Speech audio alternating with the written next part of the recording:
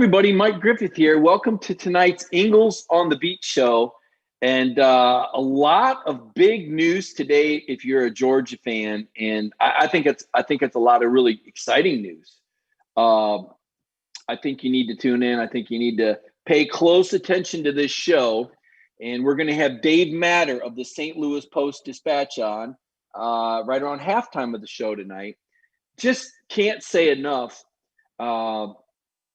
about the difficulties that Georgia's had. I found some stats today that are probably going to blow your mind, and you're going to go, Griff, what's new? Georgia gets the short end of the stick. You probably heard the news that Auburn and Mississippi State has been postponed. So what does this mean? It means for the second week in a row, this week and next week, Georgia's going to be playing a team coming off an off week. And they played Florida that played one game in 3 weeks. So if it sounds familiar, let's remember a year ago, the SEC office dealing Georgia 5 opponents that were coming off a bye week last year. I mean, it was unbelievable. Georgia had two. You say, well, who did Georgia play coming off a bye week? Florida and Tennessee, who also had bye weeks. You know, this schedule thing is getting out of hand with the league office. And I think Georgia needs to pipe up and say, all right, look, man, you got to quit doing this to us. Do you realize Georgia is one of only 6 teams in the country that played 4 teams that were ranked in the top 25 at the time they kicked off? Only 6 teams. And Georgia is one of only 5 teams in the nation that has wins over 2 teams that were ranked in the top 25 when they played them. This has been a tough slate. All right. I'm not here to make excuses. You guys know that. I think Kirby Smart made a mistake going to Dwan Mathis instead of JT Daniels. That said, Dwan was working as the number 2. Dwan was second in the pecking order because of JT's injury. But in that situation, down 20, it's hard to reach for a redshirt freshman with very little game experience instead of a guy like JT Daniels who's played an entire season and gone up against the Notre Dames and the Texases and the Stanfords and had been on that stage. Now, Dwan had gotten more work with the 2s. JT had worked with the scouts. That may have gone into the thinking. But there were some takeaways. There were a lot of obviously tough takeaways. Georgia had plenty of opportunities in the second half. Everybody looks at that score of 44-28. It wasn't that lopsided of a game.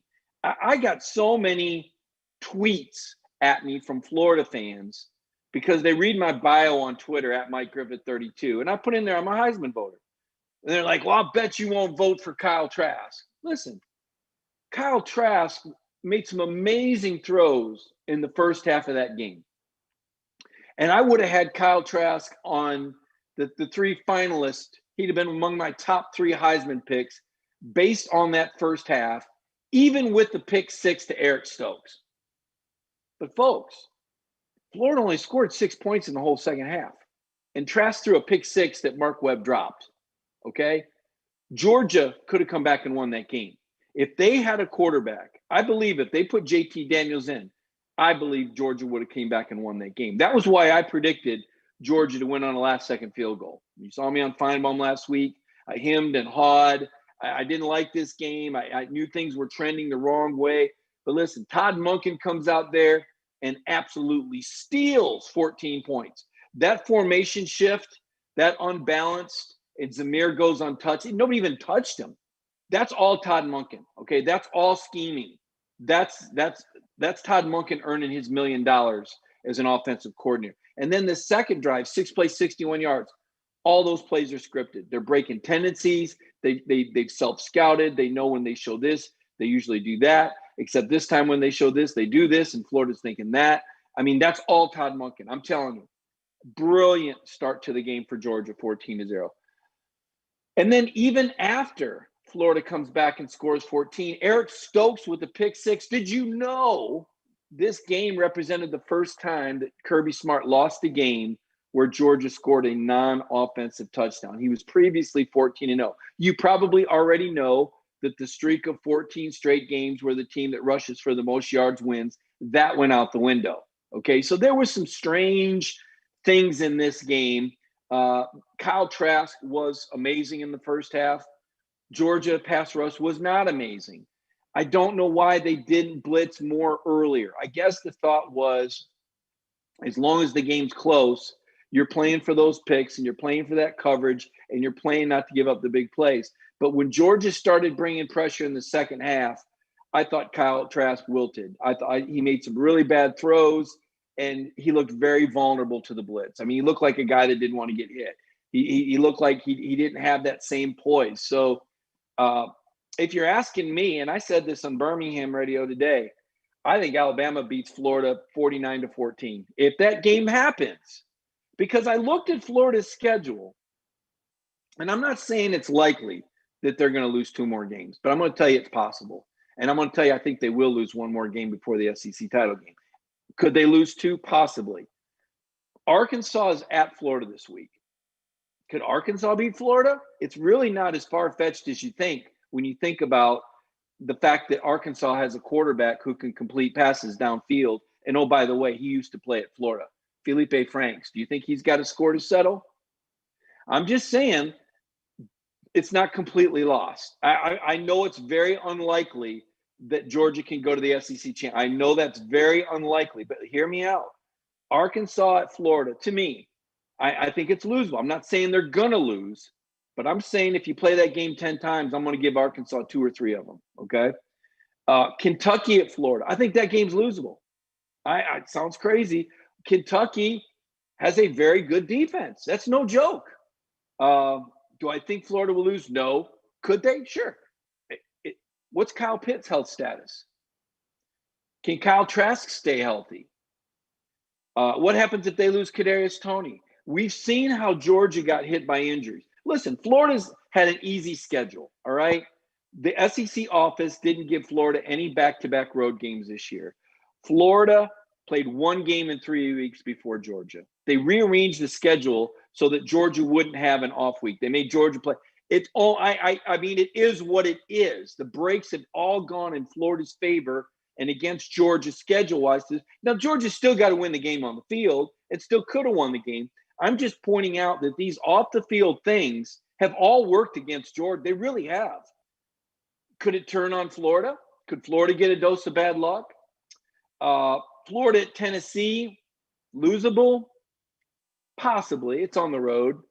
LSU at Florida, losable? I don't know which LSU team shows up, right?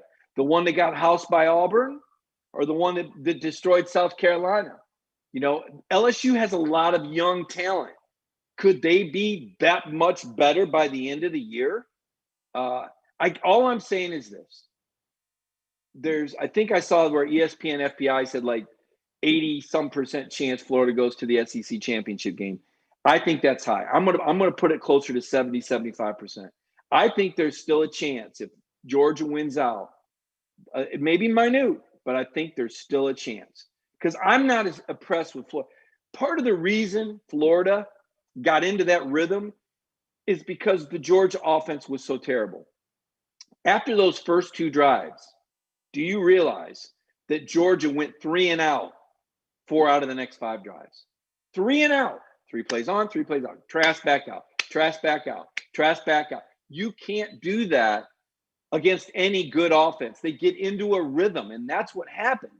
You got to keep them off the field. They cool off. They lose their rhythm. They lose their timing.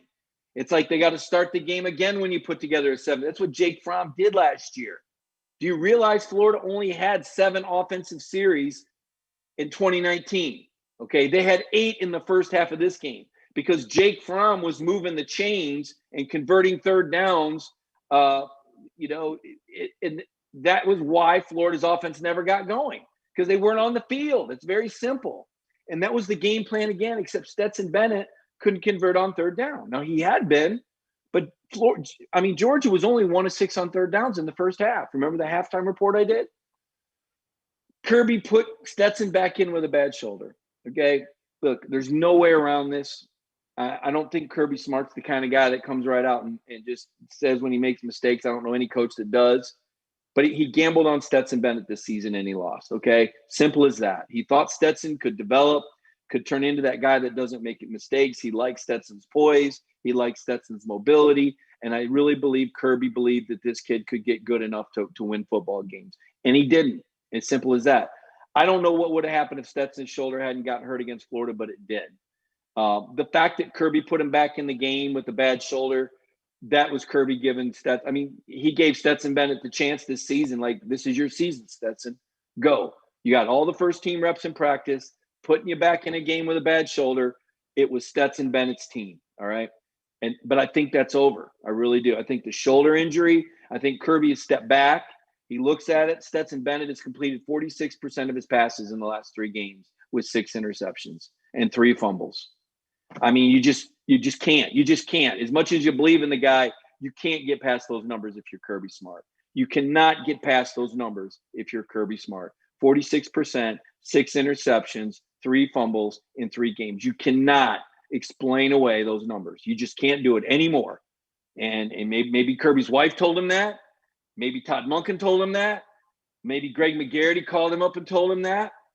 Maybe Kirby just looked in the mirror and said, man, I love this kid, but I just can't keep doing it. I got to give somebody else a chance, right? Because Kirby's not that guy. Kirby's the smartest guy in the room typically. Kirby's the guy that says if it ain't broke, find a way to make it better, all right? But as I wrote today in my column, sometimes when it's broke, you don't fix it, you replace it, and it's time to replace it.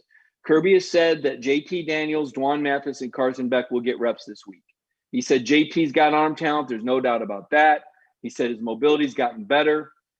It certainly sounded to me like a coach that's ready to make a change. He did not rule out Stetson Bennett, but he was asked, if Stetson Bennett is healthy, will you start him? And Kirby's answer was, that's a great question to be determined later this week. They're by Friday. And not like he's going to tell us that. You won't know. Is there still a chance he goes with Stetson Bennett? I suppose there is. I'd be surprised. I would be surprised. I think that if you change quarterbacks, there's a natural boost. And Kirby Smart has been doing this long enough to read the room. And the room says, Coach, we need a change. The players want a change, all right?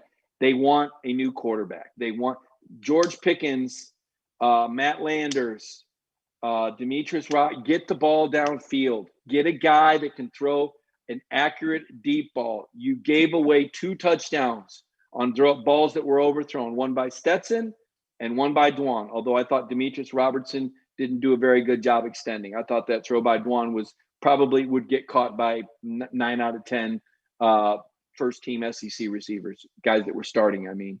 But the bottom line is this. I think that Kirby's got the door open to make a quarterback change. I think you're looking at the future. I think you're looking for a spark. Sometimes you make a change. I mean, Kirby said that at Arkansas when he pulled Dwan after 6 series and put Stetson in. He said, sometimes you're looking for a spark. I think this offense needs a spark. I think we would all agree. I can hear everybody going, hey, yes. Yes, we need a spark. We don't need a spark, Griff. We need an inferno. We need a BP gas station thrown on an oil rig fire.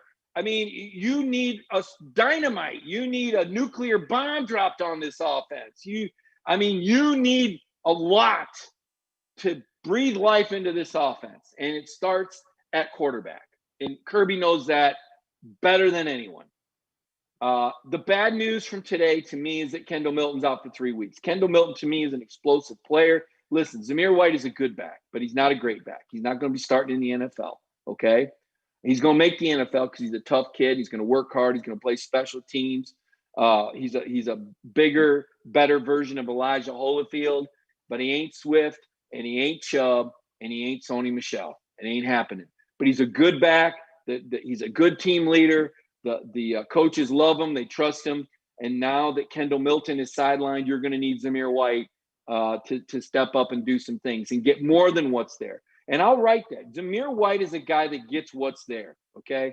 But if you want a dynamic back, you need somebody that takes more than what's there. And that's what Zamir doesn't do. He needs to start finding a way to take more than what's there, right? That's what great backs do. I loved what Dan Lanning said before one of the games earlier this year. He said, life doesn't give you what you deserve. You got to take what you deserve. And Zamir White has to start taking what he deserves because nobody's going to give it to him. So I don't know if it's possible. I think he runs hard. I just think he lacks the vision that's necessary and the wiggle that's necessary to make those escapable moves. James Cook, listen, I don't know which guy's going to show up. I really don't. Sometimes James Cook looks incredible, and other times I just look at him and go, I don't see it.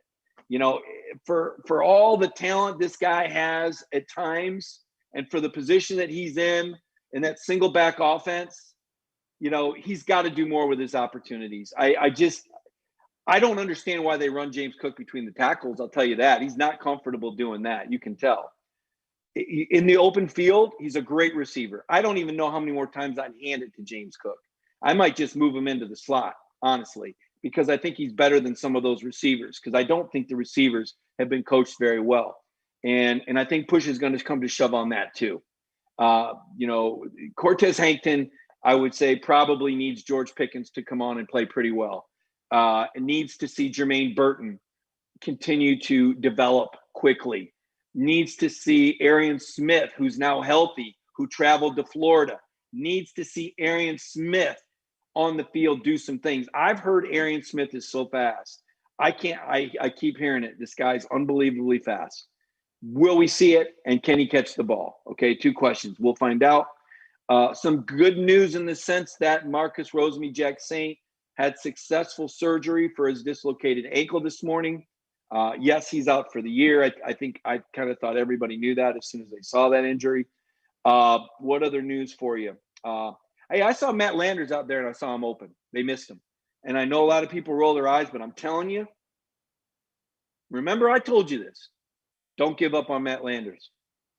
What did Kirby, when he grabbed Jake Fromm, say? Never doubt Jake Fromm. I'm telling you, never doubt Matt Landers. Matt Landers is coming back, baby. You watch and see. I remember Griff told you this. Matt Landers, by the end of the year, you're going to be hoping he comes back for his senior year. You're going to be excited about it. Kenny McIntosh, not sure, okay? It was a knee, but when he was compensating for the knee, he pulled a hammy. He dressed at Florida. They thought he might go. They held him out.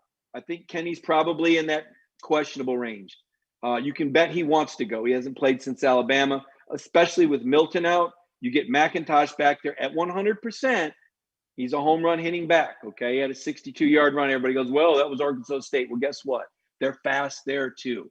The reason they're there ain't because they're not fast. It's because they're not big or skilled. But they got speed guys. And Kenny went 62 and 62 and 62.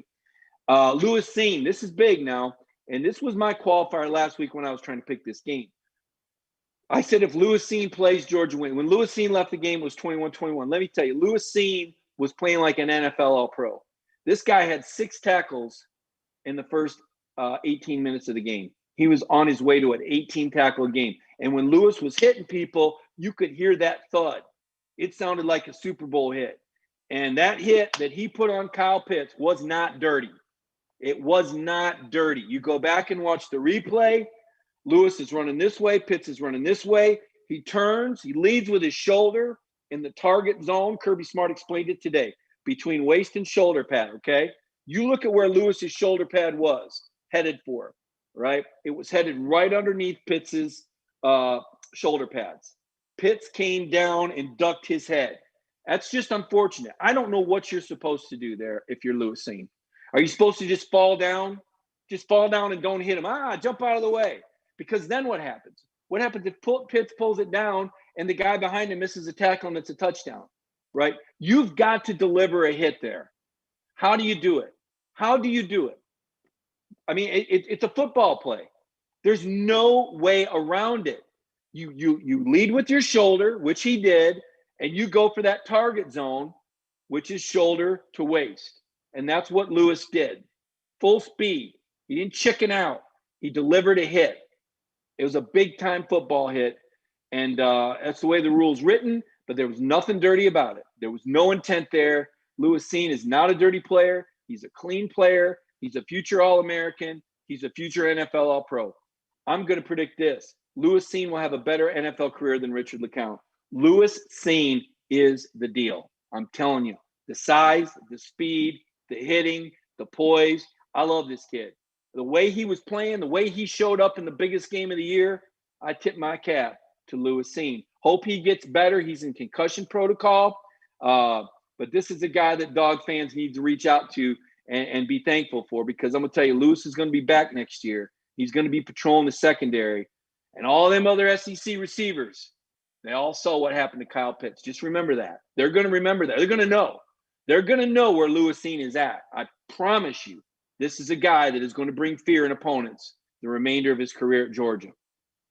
Big-time player. Jordan Davis, week to week, Kirby said.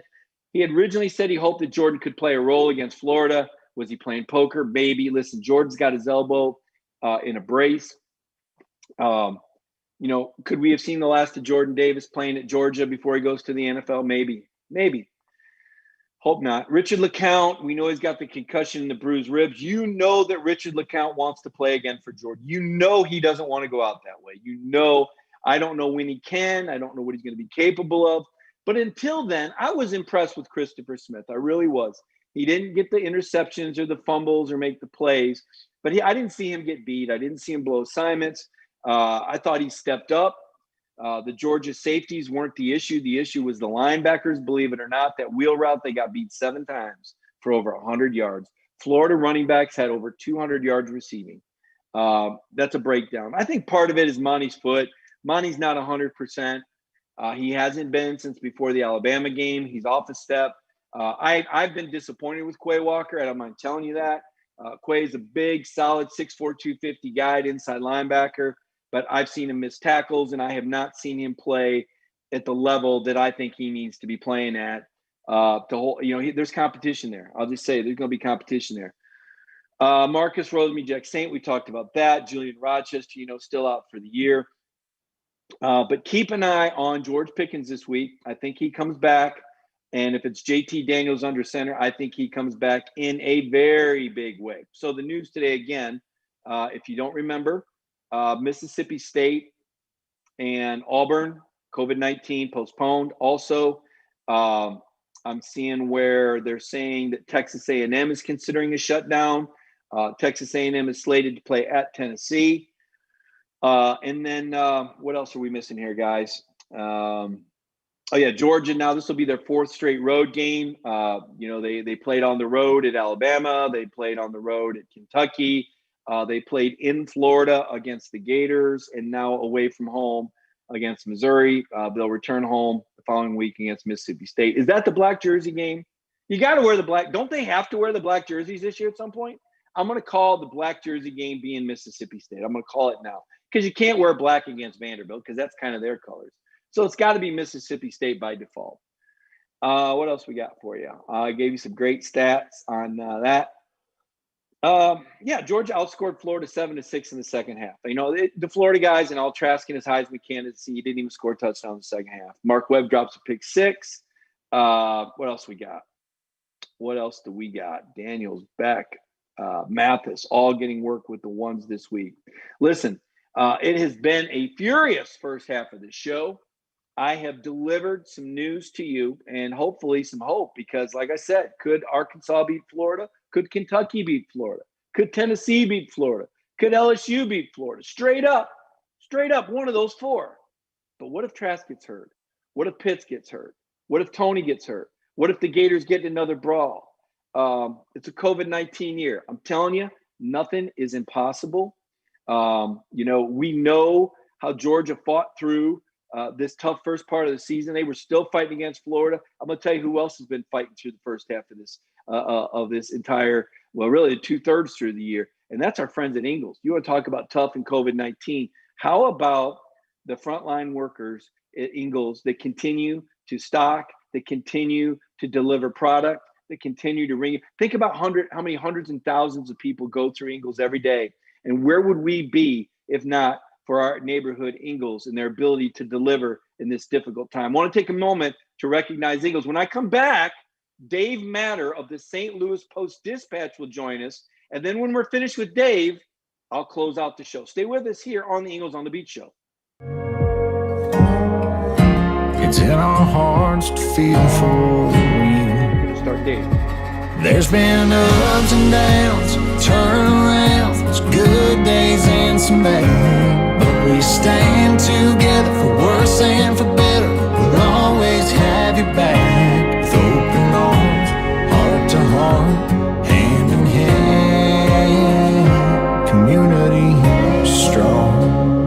Well, now joined by Dave Matter. He covers Missouri for the St. Louis Post-Dispatch. I guess the last 8 years, Dave, the Tigers have been around. You know, they were kind of a reluctant addition to the SEC when they came in. Everybody said, what in the world is Missouri doing coming in the SEC? Well, the Tigers didn't wait. The team from the Show Me State won the East twice, and I think A&M is still waiting to get there, by the way. But in Missouri, I think it pretty much owned A&M, too, for the most part in these games. But where is this program at right now? A lot has happened since they made those back-to-back championship game appearances. They've had a couple coaching changes. Gary Pinkel, of course, retired, and then Barry Odom stepped in, and he did some good things, not enough great things. He was a 500 coach over 4 years, and they just felt like they needed to make a change. And Eli Drinkwitz comes in and has really done a lot in a short amount of time. He's sitting here at 2-3 during this very weird, strange year. He's gotten the offense to where it's competitive. It's exciting at times. It's been prolific at times. The defense has kind of been very up and down all season long. I think there's some momentum behind the program, probably more than there was at times during the Odom regime. They haven't really gotten a chance to, play in front of a home crowd, obviously, and make some money and really capitalize on having a new coach and kind of having that honeymoon phase. But they've done some good things. The LSU win was huge, even though LSU is not a good team this year. That's still the type of game that Missouri hasn't won in a long time. To finally beat Kentucky, they had a 5-game losing streak against Kentucky. You're never going to move up in the division unless you beat the teams that are consistently beating you. And that was the case in that series. Then they had a disappointing game in Florida. Georgia fans know how good Florida is right now, I think, especially on offense. They're just kind of sitting around there right now, close to 500. I think if they finish the year 500, it would be a huge achievement for a first-year staff in this season. And they have a chance to do that because after Georgia, they've got 4 pretty winnable games. But we'll see what happens. You mentioned the Florida game. There was a halftime brawl, Dave, and obviously the Georgia folks were in tune to, what Florida players are going to get suspended. Well, it was actually more Missouri guys that got suspended. What was your take, just one, on how the league dealt with it, the level of punishment for the schools, and 2, the Missouri players that are going to be missing for the first half? Yeah, it was ugly for both teams. There's no doubt about that. Trajan Jeffcoat, Missouri's defensive end, outside linebacker, he got a clean but ugly and late shot on Kyle Trask on the last play of the half. It was an untimed down because of a couple of Missouri penalties. Probably should have thrown a flag right there for unnecessary roughness. I don't think it was targeting, but it was probably a late hit, unnecessary roughness. If they throw that flag, then maybe the brawl doesn't break out. Instead, Florida players get mad. Dan Mullen gets very mad, runs out there at midfield. He was screaming at everybody. Officials appeared he was really screaming at Missouri players. Then he got into it with Missouri's defensive coordinator. Really an ugly scene. And I think if you look at it from anybody's perspective but Florida, Dan Mullen did a lot to kind of throw the gas on the fire there. And he's out there without his mask on, screaming and yelling. He got into it with Eli Drinkwitz briefly until things finally cooled down. Then Missouri players and Florida players are really throwing some serious punches out there. I mean, it was some real haymakers. And I think probably more players from both teams probably could have been punished than what they were. I think in that perspective, both teams might have gotten off pretty easily, because you could have thrown out or suspended or given a penalty to just about everybody on the field at that point. Mullen gets off with a $25,000 fine, which grand scheme of things is not very much. I don't think the SEC probably wanted to deal with a suspension for him going into the Georgia game. But it just seems like he really added to that and made it worse than it could have been. I give Drinkwitz credit for the way he handled it after the game. He made some real salient points, but he also said it was a bad look for both teams and a bad look for the game. Now, Missouri's going to be without 3 players for the first half on Saturday. Really only 2 of them that I think are impact guys. Markel Etsy is their starting nose tackle. He started every game this year, either at D tackle or nose tackle. A good player, not an elite player by any means, but he's an important player because they don't have much depth on the D-line. He's out for the first half. Then you've got Dylan Spencer, who is a true freshman offensive lineman, left guard. He started the Florida game, first career start. Didn't play great, but they've got some serious injuries on their offensive line too. So that adds to the depth issues that they have. And then the third is Chad Bailey, who's mostly a special teams player, inside linebacker, doesn't start, plays a little bit off the bench. But again, depth issues more than anything, I think, should be the concern. Talking to Dave Matter, he's the Missouri beat writer for the St. Louis Post-Dispatch. Dave, tell me a little bit about this Missouri quarterback. He's impressed some folks. Kirby Smart mentioned him this morning. Yeah, Connor Bazelak, he came into the season not as the starter. They went with Sean Robinson, although they plan to play both of their quarterbacks. Robinson is a transfer from TCU. They just felt like they liked his experience a little bit more. He started, I think, 8 games in the Big 12. They opened up with Alabama, so they thought, okay, throw the experienced guy out there and then maybe give some reps, some looks to Bazelak. Robinson was okay against Alabama. Then they go to Tennessee, and he had a terrible first 2 series. It was so bad they put in Bazelak. Missouri loses that game, but Bazelak really played well, threw the ball well, super accurate, good decision maker, has a lot of poise. Then he goes and he beats LSU, throws for 400 yards and 4 touchdowns. He managed the game really well against a good Kentucky defense, didn't turn the ball over, just makes really sound decisions. He's, for a guy as young as he is, he's just a redshirt freshman. He just has incredible poise. I mean, just never gets too high or too low. I think he gives them a real good chance because he can stretch the field vertically. Not a dynamic athlete by any means, but he's got a good feel for the pocket. He doesn't get sacked very much because he just has a good feel for where the rush is coming from. He comes from a Dayton, Ohio, but he comes from an offense. He ran a wishbone in high school, and it was an old school offense that ran that offense for years. And they adapted a little bit for him, threw it a little bit more often because he was a D1 Power 5 type recruit. But that experience playing in an option offense, I think it just helps him out. He just has a really good pocket presence about him. Just used to running the ball a lot more than he would in this system. So I've been impressed with him. Again, a really young guy, but he didn't play great at Florida, but he didn't get a lot of help. Had a lot of drops. Pressure got to him a little bit. But he can definitely throw it down the field. I was going to ask you about the personality of this team under Eli Drinkowitz. I mean, it's still early. We've seen bits and pieces. You had an opportunity to watch Georgia, Florida. You saw that Georgia's got some guys out. When you look at the personality of Missouri, what does Eli want to do, and what do you see from Missouri when they're on the field on offense against this Georgia defense? Well, I thought probably the most interesting thing about this team so far this year, Drinkwitz is an offensive guy. He's known for being fairly innovative, offensive thinker. But if you look at what they did in back-to-back games against LSU and Kentucky, they looked like 2 different teams. LSU was trick plays all the time, throwing it down the field. They tested their man coverage constantly.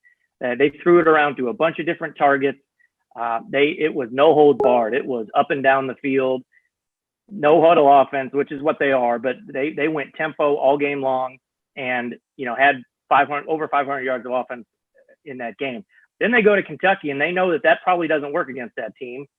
So they slowed it down. They ran the ball. Larry Roundtree, Missouri's leading rusher, didn't have a really explosive game, but he carried it 37 times. They just controlled the clock. They threw it on 3rd down, slowed down the tempo, and it looked like a completely different team. So I think that speaks to who he is as an offensive coach. It's not all about, hey, my way or the highway. It's about adjusting to the game, adjusting to the other team's strengths. And these players seem to be bought in with that. Last year they just didn't have a clue offensively. Derek Dooley just couldn't solve their problem. And today's game, you got to have answers on offense. When they had Drew Lock, an NFL quarterback, before that, he erases a lot of problems because he's so good with his arm. Last year they just didn't have that, and they were kind of rudderless. Now they've got a play caller, knows what he's doing. They've got a quarterback who can stretch the field. It just seems like that's brought out a lot of confidence in this team, especially at home. They've clearly been better at home. Tennessee, they did not play well on the road there, and then Florida did not play well on the road there. And even the Alabama game, it was at home, and they play that game 10 times, and Alabama's probably winning 10 of them. And I don't know if Missouri can play a whole lot better than they did. They actually did some things well and played Alabama probably better than just about everyone has this year, except maybe Ole Miss and Georgia in stretches. So. I think they're believing in this guy. He's got some good buy-in, and that's everything you want in a first-year head coach. You're right. It is everything you want. And the fact that he's able to adjust his offense to opponents, I think Georgia fans have heard that before. You mentioned the importance of quarterback play. Believe me, everybody at Georgia right now, with what they've gone through with Stetson Bennett, I mean, kind of one of those cool stories early on, right? You're like, oh, look, isn't that nice? The 4-string former walk-on got to play against Arkansas and did well. Okay. and then he played against Auburn. Oh, look at that! He did good, and then he beats Tennessee. You're going, yeah, that's good, and lo and behold, Dave, a month ago they're up 24-20 on Alabama at halftime, and you're thinking, can this possibly happen? And I'm sitting back and no, this is not going to happen. You can see that Alabama's about to erupt. You were probably watching that game too. Yeah. You knew at the time Georgia wasn't going to win. In the last few weeks, and I know you keep track of your team. I get it. I'm in the same world you are. But you've seen enough of Georgia to have an opinion. What are your thoughts outside looking in on the Bulldogs? You've seen Kirby Smart's run these first 4 years. Now year 5, what are you observing at Georgia? It seems like they're just not quite caught up with 2020 elite college football. And that's, you can be as good as you can be defensively, but you've got to have that other element to be great. And I think Georgia's good enough to beat 8 of 10 teams on their schedule, probably, because their defense is that good and the offense, they have enough.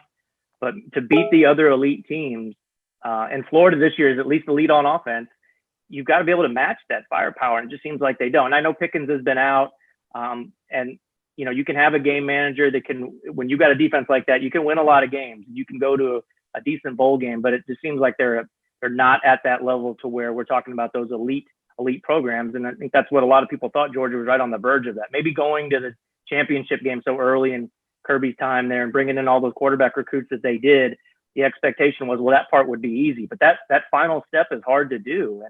And they've got a lot of pieces. And I think so many programs around the country would trade what they have for what Georgia has, but they just don't have that last step to be on the same level of an Alabama or of a Clemson. And right now it just looks like elite offense will beat an elite defense. That was the case last week against Florida. I mean, Florida's defense is nothing special, but they can put up so many points that they're comfortable winning that style. Alabama's comfortable winning that style, and Georgia just can't quite keep pace. So it's interesting to watch. I don't think that means they come into Missouri and suddenly they're on equal footing as Missouri, who's got some issues on defense and hasn't been as consistent on offense. Because their strengths, I think, are still their strengths, what Georgia is. And Missouri's had a tough time against them. They've only beaten them once since being in the league. And that was a long time ago in that Gary Pinkel team in 2013 that was really special. But, maybe this is a game where you just don't know what's going on in that locker room right now. Like, not accustomed to having 2 losses this early in the year. It's a weird year, but it's just from the outside looking in, looks like they're reeling a little bit, looking for answers.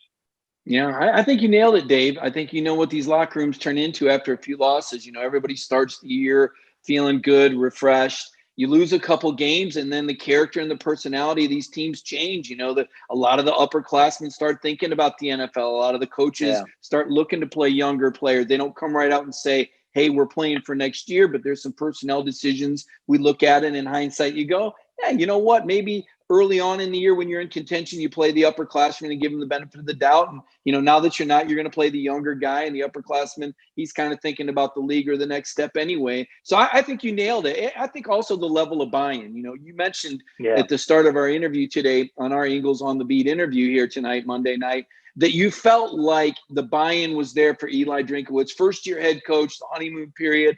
It's a new opportunity. Everybody's slate is wiped clean. Whatever, differences players had with the previous staff, they kind of feel all that's gone. I think that's still there for Missouri. And there are questions at Georgia, because Georgia, every game they've played in the regular season since the start of 2017 has had championship implications, potential championship implications. And now, I guess technically, Florida could still trip up and lose 2 games.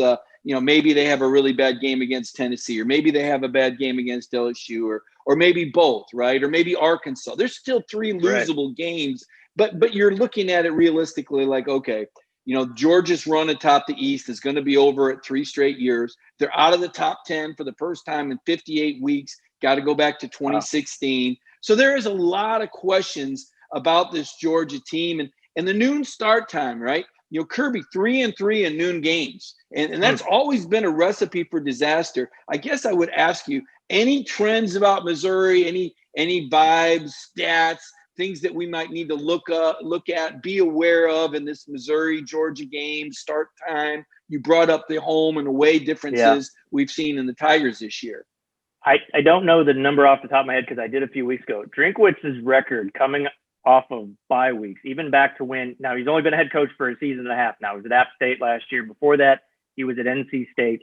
But I remember looking up, he's really good coming off bye weeks. And I think a lot of that is game planning, knowing you're getting a head start on your opponent.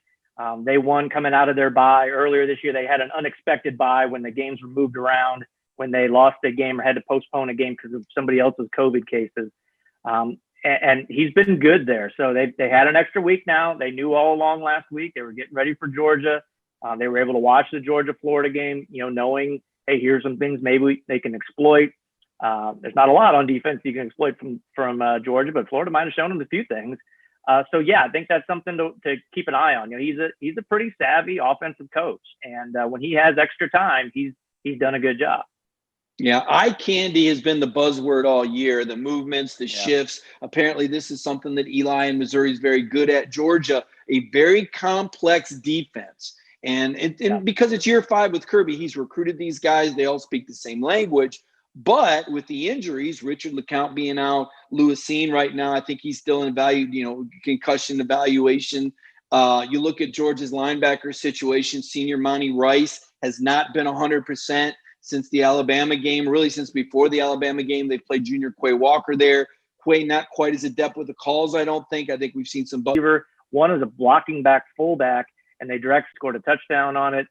They had a flea flicker off a reverse in that game later. So he will be, especially with the extra time, I think he'll be pretty innovative and things you have to do against a veteran defense, like you said, a complicated defense that will try out and give you a lot of different looks. That is one advantage a veteran defense will have against a redshirt freshman quarterback like Bazelak. Now, he did get into the Georgia game last year, garbage time. They put him in on that late series. They stalled right around the goal line. So he's played against Georgia, but it was really only, I think, 2 series. But he's got a lot of poise. He doesn't seem to be rattled by those moments at all so far this year. So I not to say that that's going to give Missouri some decided advantage in this game, but I'll really be interested to see what the offense looks like.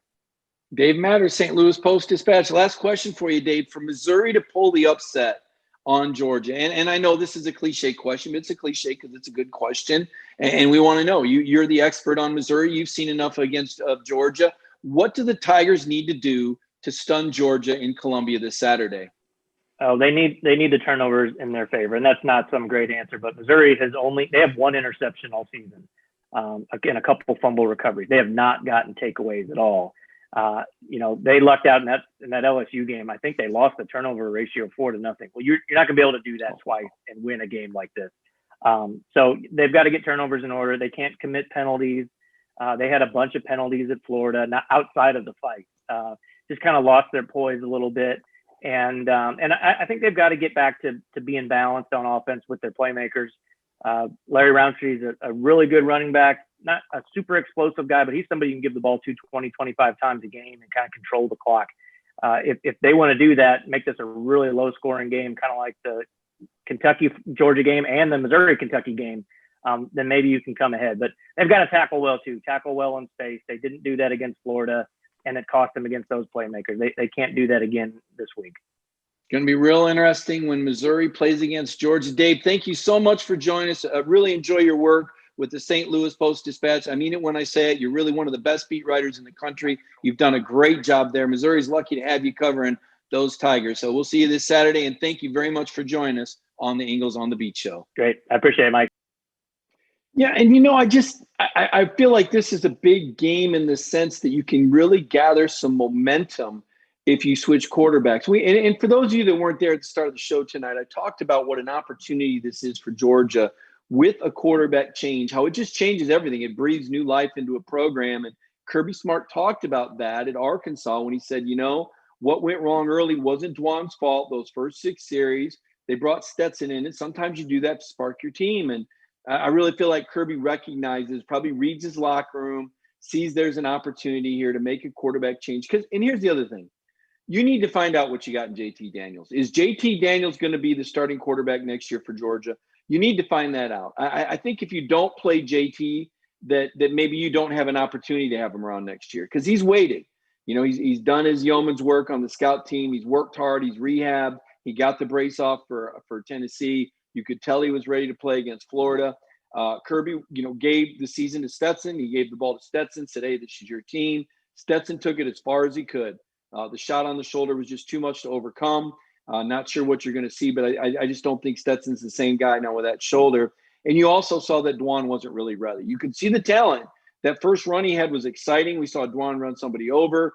Perfect deep ball that Demetrius Robertson really should have caught. But there were some other throws he missed, right? You could see he wasn't getting through his progressions. Looked a little bit like Justin did his freshman year at Georgia when, look, and that's the way most freshmen look who don't have experience. It's, if your first read isn't there, that internal clock that tells you have time, that pocket feel, it just doesn't happen, all right? It takes time to get that feel for the game and to get that feel for where the receiver's at and to be able to go through those progressions in your mind and just know when that guy's in open, where the next guy is going to be before you can even see him. It's an art. It's almost like these incredible point guards in the NBA. And some of the passes you see him making, you say, how did he anticipate? How did he know that guy was there? And I think that's a skill. It's an innate thing, and some people have it and some people don't. And I also think it's something that comes with repetitions and experience, especially in the air raid offense. And that's where JT Daniels has a lot of experience. And so I think he'll probably start. I could be wrong. But we know that he's getting a look this week. Kirby didn't rule out Stetson Bennett, just so you know. All right, guys, we're down to the last couple minutes here. I want to take a look. If you've got any questions, Jacob O'Neill calls an Alabama and Ohio State game. Jacob, I'm going with Clemson still. I'm still going to take Clemson to beat the Ohio State this year. I said last year on the Feinbaum set, right before last year's national championship game kicked off, I picked Alabama and Clemson to be back there. I'm sticking with Alabama and Clemson. I thought Georgia had a window when Waddle got hurt, but then the sky opened up and rained bad luck on Georgia with their injuries, Richard LeCounte's motorcycle accident, and a very difficult loss at Florida. A lot of opportunities lost, 10 opportunities lost. Tyreek Stevenson falls down on what would have been a pick before Florida's second touchdown, broken coverage on another touchdown. Stetson Bennett misses Matt Landers on a potential throw that would have set up a field goal down 31-21, could have made it 31-24. Instead, incomplete. Florida gets the ball back, and it's 38-21 at the half. 10-point swing on a missed open pass. And you just can't have that, okay? Look, the quarterback play has been subpar. It is what it is. Kirby made a call. He didn't bat 1,000, right? No coach bats 1,000. Saban was wrong for having Waddle back on a kick return as a 4-touchdown favorite. Saban was wrong for having Tua in a game up 35-7 with a bad ankle against Mississippi State last year. So, coaches make mistakes. Hindsight is 20/20. You do what you think is best at the time. Sometimes it's a gut feel. And most times there's more information than we have available to us. So just from our seat, it looks bad, but Kirby may have more information. There may be more to this story than we know even now. You just don't know. We know that JT took the knee brace on, but maybe Kirby saw something there. Maybe Kirby's especially sensitive because he knows JT's coming off the knee. He wants to make absolutely positively sure that the kid can protect himself and scramble if he need be. Looking at the comments here on tonight's Ingles on the Beat, taking a look here at Noah Sheldon, wants Mullen to leave Florida so he can be back in the trash. I'm not sure what that means. Stephen Wood says, open up the QB position now, too late. Let's hope to get a start for next year. I agree. That's why I said you got to find out what you got in JT Daniels. If JT isn't who you thought he was when you signed him from USC, then better that you find that out. And he either is, and he's coming back as the lead guy, or he isn't, and he's gone, right? I think Carson Beck is a guy that physically, I think they wanted Carson to get there physically. Listen, Carson's got a big arm. He's athletic. He's going to be in the mix next year. Whether JT looks good or not, Carson's going to be in the mix along with Dwan, provided that all those guys stay. You got to stay to have a chance. Listen, the Brock Vandergrift talk, the kid's got a big arm, not going to come in and start. You don't go from private, small Georgia football to starting for UGA. It does not happen. He looks good running against other small players, but you put him out there against SEC guys and his mobility is going to be nil. Decent awareness, decent arm, but the college game is completely different. I forget which Georgia fan did this, but you take a look at the ratings of the pro-style quarterbacks in the 2020 class. Not many of them are playing, okay? It takes time to operate a pro-style system. You've heard me talk about flying the jet before. You got to learn to fly the jet. Carson's learning to fly the jet. Dwan's learning to fly the jet. JT can fly the jet. Does he have the physical skills to compete in the SEC? If Georgia wins out, I'm telling you, Florida, I'm not convinced. First of all, I'm going to say this. Florida will lose at least one more game before they play in the SEC title game. At least one more loss for Florida.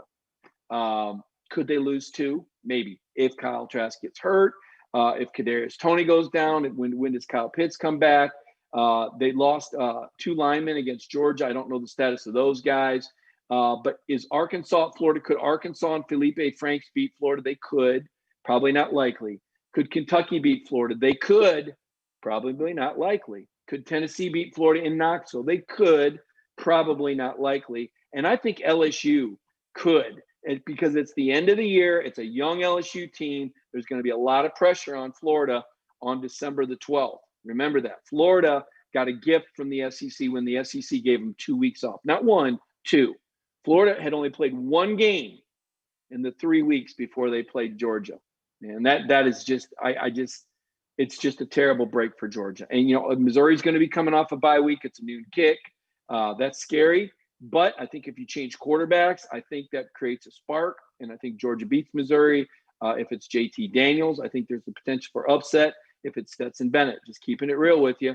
And then when Georgia plays Mississippi State, State's going to be coming off a bye week because State and Auburn this weekend has been postponed.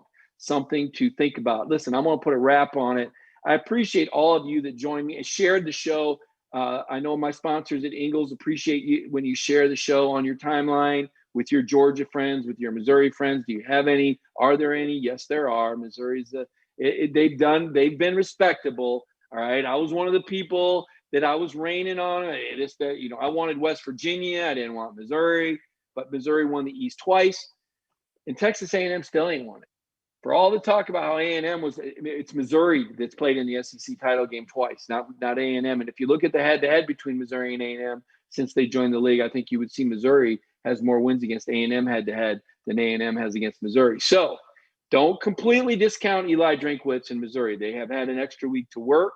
They did beat LSU in a shootout. Listen, they're going to do a lot with motions. They're going to try to confuse those Georgia secondary guys and linebackers, just like Alabama did, just like Florida did with the movement. Kirby and Lanning and Schumann and Charlton, they got to coach these guys up, okay, because Georgia's had way too many breaks. So those are my thoughts. I'll be back. I'll be back doing video Thursday night. We'll have our team video. You guys know all about our cover four. Myself and Brandon Adams and Jeff Santel and Connor Riley, and we fight and we joke like brothers, and that's what we do when we talk football, just like that's what you do when you're with your family and talk football. Don't deny it. You get in arguments. I've even heard my producer and his wife getting into a tussle over. Everybody argues at some point when you talk football. If you don't, then you just don't have the passion. And that's what we do on Cover 4. We don't apologize for it. We're going to disagree. We're going to have some fun with Jeff and his Wi-Fi. And people that you commenters call Jeff out and say he's got McDonald's Wi-Fi, which I've never used Wi-Fi in McDonald's, but I'm going to take your word. You're going to call him out. You're going to give Connor a hard time because he wears a tie and he looks professional. Why you give him a hard time for that, I have no idea. I think it's excellent that he looks professional. I think he's brilliant and he puts great stats out there. I cover the team and he puts numbers out there that I don't even catch. And BA's hilarious. I mean, I already know. I mean, has he calmed down yet? I was afraid to touch my computer when he was on the screen, knowing that Brandon and the Florida. So it's going to be hot and it's going to be fun Thursday night. Tomorrow night, Connor is going to be back tomorrow night. And Centel is going to be all over it Wednesday night with the recruiting and Centel's intel. With his Before the Hedges. So we've got a lot of great programming each night here on Dog Nation. We'll have stories for you. I'm going to go back and write a story right now on Sam Pittman. I guess you all have probably heard Sam's got the COVID. But Tom Izzo got a COVID. I pulled that one out of left field. But, I mean, Izzo's the most, secluded guy ever. He's coaching basketball. I haven't even started yet. And then, Mississippi State's canceled. A&M talking about suspending activities. Keep an eye on that with their game with Tennessee maybe get canceled. And LSU, from what I understand, there's some people with COVID. So a lot of COVID news out there. Everybody, listen, be safe. More than anything, be safe, be smart, take care of yourselves, take care of your family. Thanks for joining me here tonight on Eagles on the Beat.